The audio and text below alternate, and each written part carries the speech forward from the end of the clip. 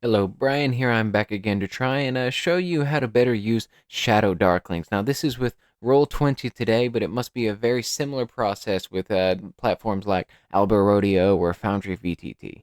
Now, this is how to take your ShadowDarklings character and import them into Roll20. Now, what you're going to do is at ShadowDarklings, go down to the bottom, the JSON. You're going to copy this to the clipboard. Click this button. It'll copy it to your clipboard. You're going to come over to Roll20, and we are going to create a new character. It does not matter what the name is, because once we enter here, we're going to scroll down to the bottom, ignore all this, and you're going to see Show Sheet Options here at the very bottom. Check that. Down here, we're going to, boom, paste in our JSON code. We need to confirm that by checking this box, I officially swear that I want to replace my stats, and we're going to import the ShadowDarklings code. Boom, as you can see, the name of the character has changed. Howld has made his way into Roll20 today. Now, you can see most of the things have changed. He still has the background that I'm still not going to try and pronounce. Halfling, level 1, chaotic, a thug, a thief, all of his equipment is here. The slots that he has available has been transported over, as well as all of his equipment. Now, let's go ahead and open our character sheet here, and you can see a few of the things that are missing. One of which being his attacks and spells. Now, his dagger +4, 1d4, finesse with a near distance. We can see this right here on our character sheet. But if you actually want that as a clickable action on your character sheet, you're going to have to put it in yourself. So go here, dagger. Does he have a plus? He does have a +1 based on his talent right here. We're going to skip through here, and it's going to be a close and near,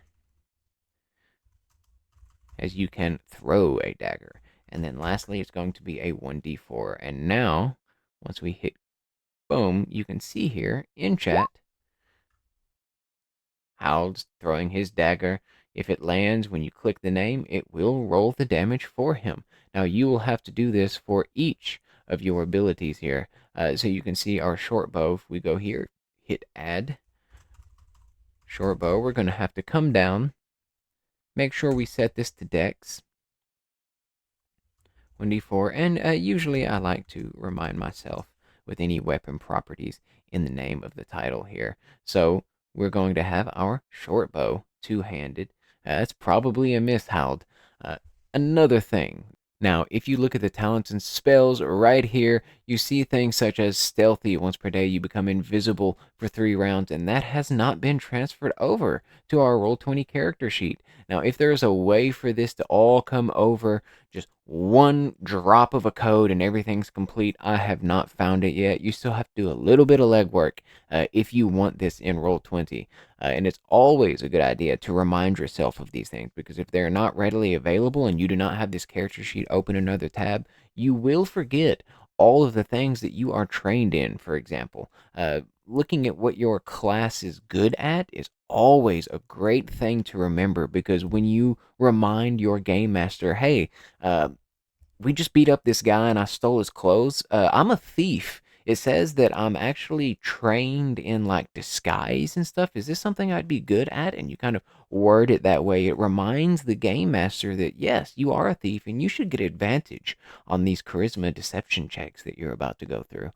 So always remember to keep things like this front and center in Shadow Dark. Now, what you're going to have to do is very similar to the attacks and spells. Come down here and add. Boom, there we go. We've got your thievery skills.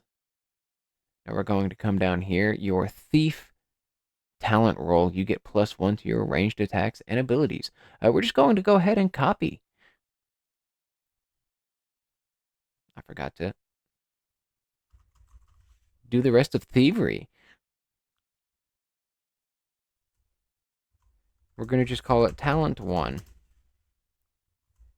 And there we go.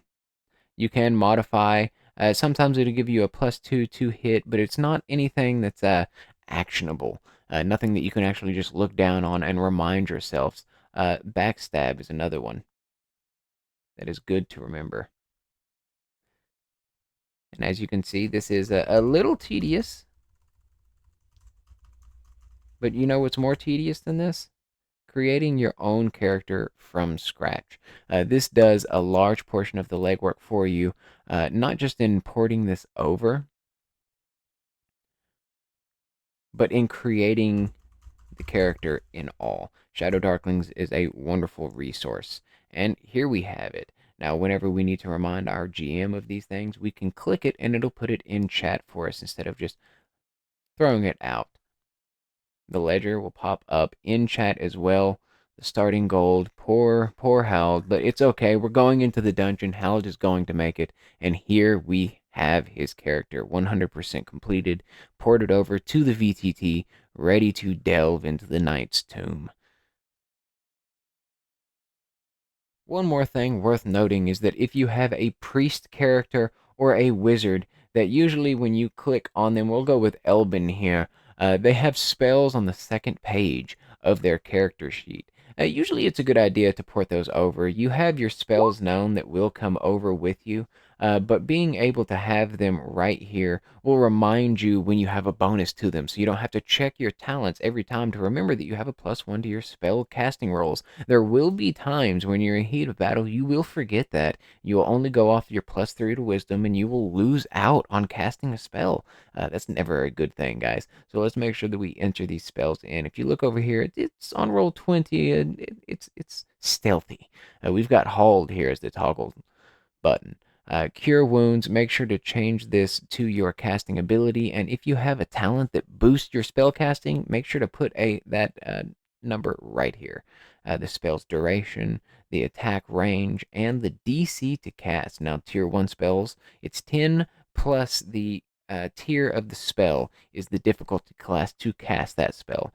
So always keep that in mind. Come down here and have the damage or just the description of the spell, so that way when you cast a Shield of Faith, it pops up in chat, target is self, and it has a short description for your game master and all the rest of your party to see if you fail horribly at casting this or if you indeed turn the undead, which unfortunately Elbin does not.